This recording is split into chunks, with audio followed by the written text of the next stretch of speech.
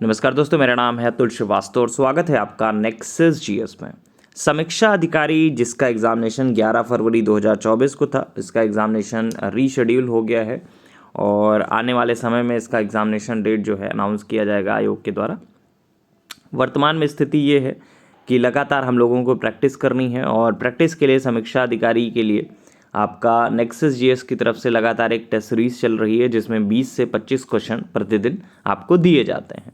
उम्मीद है आप उसको सॉल्व कर रहे होंगे। कई लोग उसको सॉल्व करना स्टार्ट कर चुके हैं।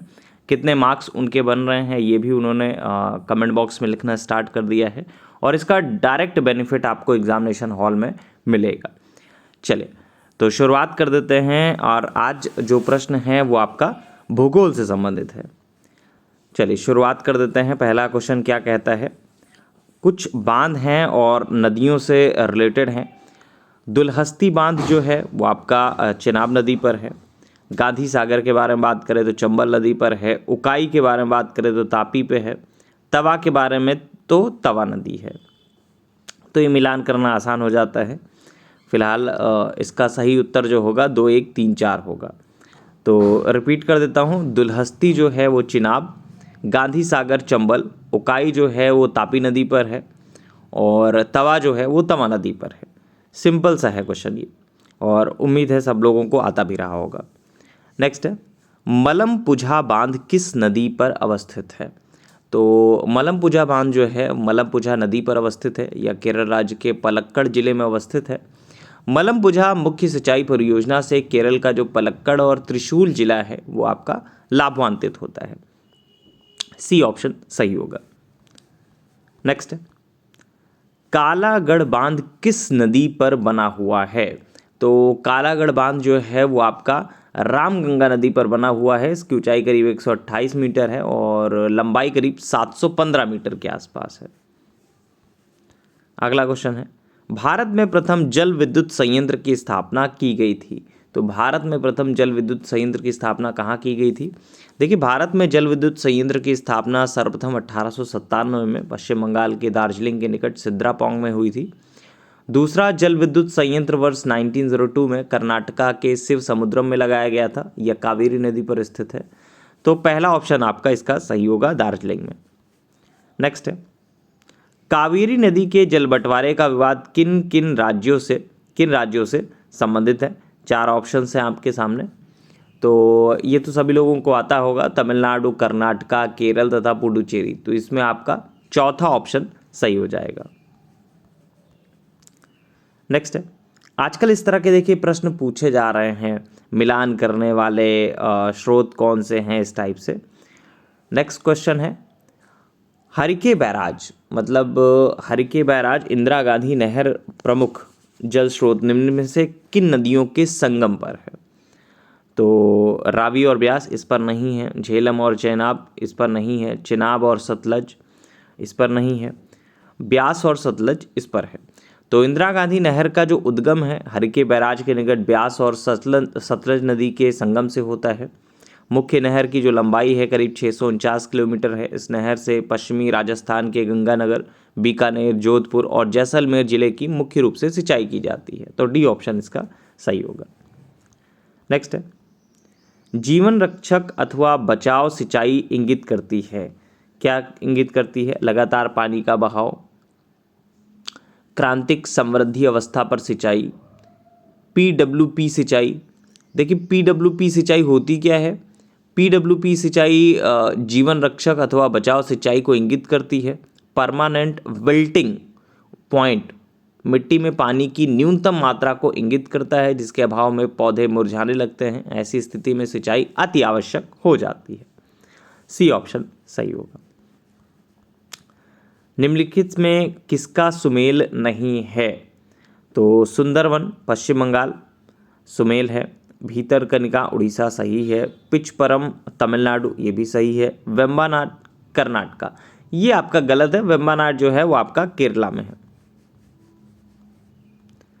नेक्स्ट है, पश्चिमी हिमालय की शीतोष्ण पेटी में निम्नलिखित में से किस एक वृक्ष का बाहुल्य है। 4 ऑप्शन है आपके सामने और किसका बाहुल्य है। तो देवदार का बाहुल्य वहां पे मिलता है। विभिन्न प्रकार की मिट्टियों की जल धारण क्षमता का घटता हुआ क्रम है। तो अगर हम लोग ऑप्शंस पे आए तो जो विकल्प में दी गई मिट्टियां हैं उनकी जल धारण क्षमता का घटता हुआ क्रम हम लोग देखें तो मृत्तिका मतलब क्ले, फिर गाद, फिर बालू, मतलब ऑप्शन पहला ही आपका सही होगा। नेक्स्ट है, मृदा क्षरण को रोका जा सकता है। तो मृदा क्षरण को कैसे रोका जा सकता है? सघन वर्षा से नहीं, वन वाशन से नहीं, वन रोपण से। बिल्कुल सही, तो सही है ये।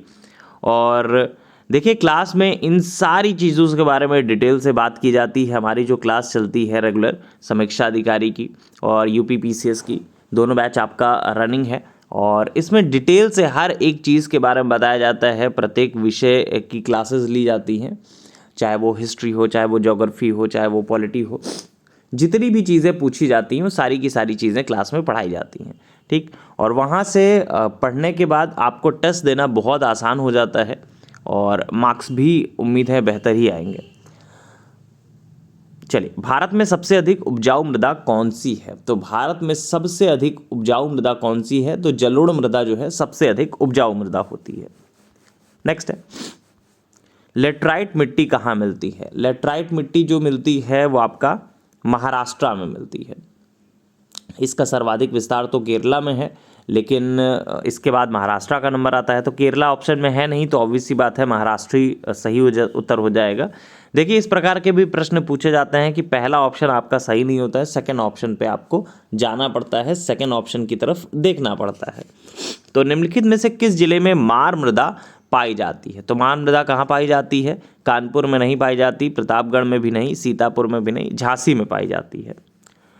नेक्स्ट है, सन 2004 की सुनामी द्वारा भारत के निम्न तटों में कौन सर्वाधिक दुष्प्रभावित हुआ था?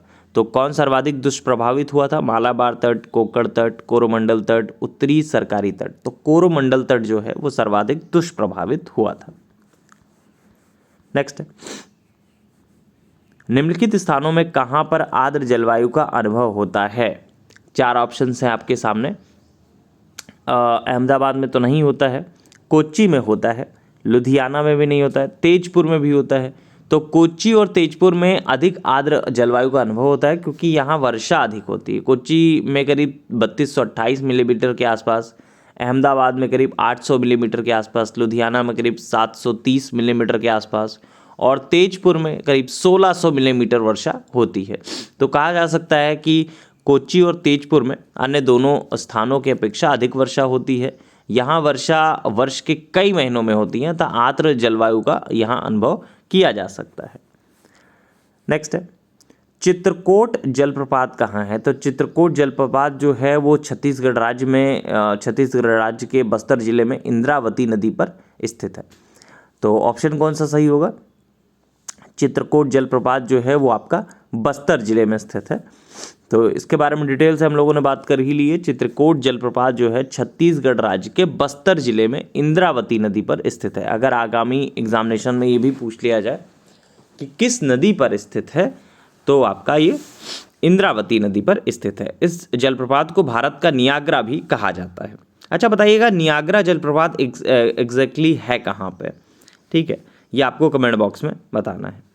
नेक्स्ट है, अगला क्वेश्चन है, चिल्का झील से रिलेटेड है। चिल्का झील कहाँ पे स्थित है? तो ये उड़ीसा में स्थित है और भारत के उड़ीसा राज्य में महानदी की मुहाने पर स्थित है। खारे पानी की लैगून झील है ये। नेक्स्ट पॉइंट पे आ जाते हैं, निम्नलिखित में से किस नदी का जल ग्रहण क्षेत्र जो है वो सर्वाधिक है?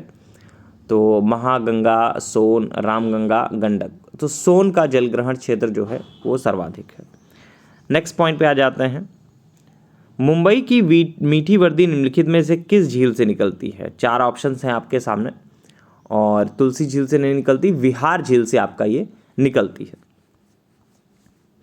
निम्न नदियों में कौन अपने मार्ग में परिवर्तन के लिए कुख्यात है? तो कोसी नदी ये बिहार में है, बिहार का शोक भी इसको कहा जाता है। नेक्स्ट है, कौन सी नदी उड़ीसा में अपना डेल्टा बनाती है? तो कौन सी नदी उड़ीसा में अपना डेल्टा बनाती है? तो ये महानदी बनाती है। अभी हम लोगों ने चिल्का झील के बारे में जब बात की तो वहाँ पे हम लोगों ने महानदी के बारे में भी डिस्कस किया था। तो देखिए ये प्रश्न आपका, जब हम लोगों ने दूसरे प्रश्न पर बात की तो ये भी प्रश्न आपका सॉल्व हो गया। तो महानदी जो है पूर्वी भारत की नदी है जो छत्तीसगढ़ में सिहावा पहाड़ी से निकलकर पूर्व की ओर बहती है। करीब 858 किलोमीटर लंबी यह नदी जो है छत्तीसगढ़ और उड़ीसा में प्रवाहित होती है और पारादीप के पास बंगाल की खाड़ी में डेल्टा का निर्माण करती है। तो पूछा जाए कि कौन सी नदी उड़ीसा में अपना डेल्टा बनाती है, तो कौन सा बनाती है? महानदी बनाती है। नेक्स्ट है, भीतर कनिका गरान के संदर्भ में निम्नलिखित कथनों पर विचार करिए। तो यवजधारा और सुवर्ण रेखा नदियों के डेल्टा में स्थित है। इसके अलावा ये पश्चिम बंगाल में अवस्थित है। 2 ऑप्शंस हैं, तो फिलहाल तो दोनों ही नहीं सही हैं, ना तो एक सही है ना ही 2 सही है। तो इसमें आपका डी ऑप्शन सही हो जाएगा। नेक्स्ट है, निम्नलिखित में से कौन सी नदी भ्रंश घाटी से होकर प्रवाहित होती है? तो कौन सी होती है? जितनी भी नदियां दी गई हैं, तापी नदी जो है वो भ्रंश घाटी से होकर प्रवाहित होती है। तापी नदी मध्य प्रदेश के बैतूल जिले के मुल्ताई के निकट सतपुड़ा पहाड़ियों से निकलती है और यह नदी जो है मध्य प्रदेश, महाराष्ट्र और गुजरात से प्रवाहित होती हुई अरब सागर में मिल जाती है। तो आपका तापी नदी इसका सही उत्तर होगा। तो कुल मिलाकर ये रहा आपका समीक्षा अधिकारी का टेस्ट नंबर 22 और आज करीब 24 क्वेश्चंस दिए गए थे। 24 क्वेश्चंस में आपके कितने प्रश्न सही हैं ये आपको कमेंट बॉक्स में बताना है। और समीक्षा अधिकारी के लिए जो बैच चल रहे हैं उसके बारे में जानकारी अगर आपको चाहिए तो हमारे 2 व्हाट्सअप नंबर हैं 7080540001 या 6390540001। इन दोनों पर आप जानकारी प्राप्त कर सकते हैं RORE लिख के या फिर UPPCS लिख के। और इसके अलावा अगर आपको सारी डिटेल्स जाननी है तो इस वीडियो के डिस्क्रिप्शन बॉक्स में भी सारी डिटेल्स दी गई हैं। और अगर आप हमारा टेलीग्राम चैनल ज्वाइन करना चाहते हैं तो ज्वाइन कर लीजिए। Nexus GS by Atul sir, ये पूरी तरह से फ्री है और बहुत सारी चीज़ें जो है वहाँ पे प्रोवाइड की जाती हैं। Thank you so much.